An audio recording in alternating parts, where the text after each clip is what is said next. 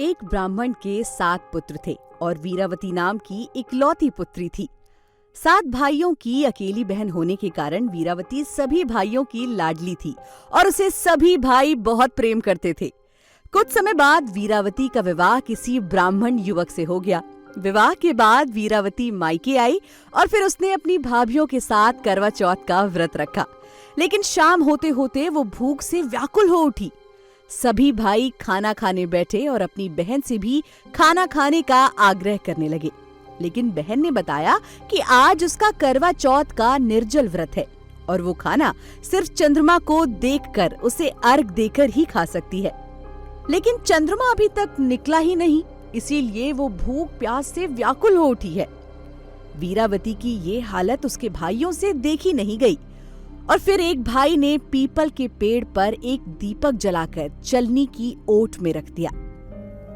दूर से देखने पर ऐसा लगने लगा कि चांद निकल आया है। फिर एक भाई ने आकर वीरावती को कहा कि अरे देखो, चांद निकल आया है, अब जाओ, तुम उसे अर्घ देने के बाद भोजन कर सकती हो। बहन खुशी के मारे सीढ़ियों पर चढ़कर चांद को देखने पहुंच गई और उसके बाद उसे अर्घ देकर खाना खाने बैठ गई। उसने जैसे ही पहला निवाला खाने की कोशिश की तो उसे छींक आ गई। दूसरे निवाले पर उसके खाने में बाल आ गया। इसके बाद जैसे तैसे ही उसने तीसरा निवाला खाने की कोशिश की तो उसके पति की असमय मृत्यु का समाचार उसे मिल गया। इसी दौरान उसकी भाभी ने उसे सच्चाई से अवगत कराया और उसके साथ ऐसा क्यों हुआ और उसके भाइयों द्वारा नकली चंद्रमा बनाए जाने के बारे में भी बताया।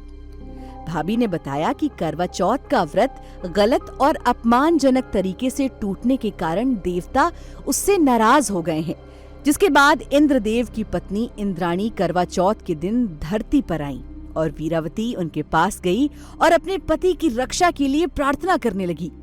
देवी इंद्राणी ने वीरावती को पूरी श्रद्धा और विधि विधान से करवा चौथ का व्रत करने के लिए कहा।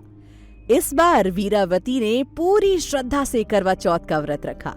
उसकी श्रद्धा और भक्ति देखकर भगवान प्रसन्न हो गए और उन्होंने वीरावती को सदा सुहागन रहने का आशीर्वाद दे दिया। उसके पति को जीवित भी कर दिया। इसके बाद से महिलाओं का करवा चौथ व्रत पर अटूट विश्वास होने लगा।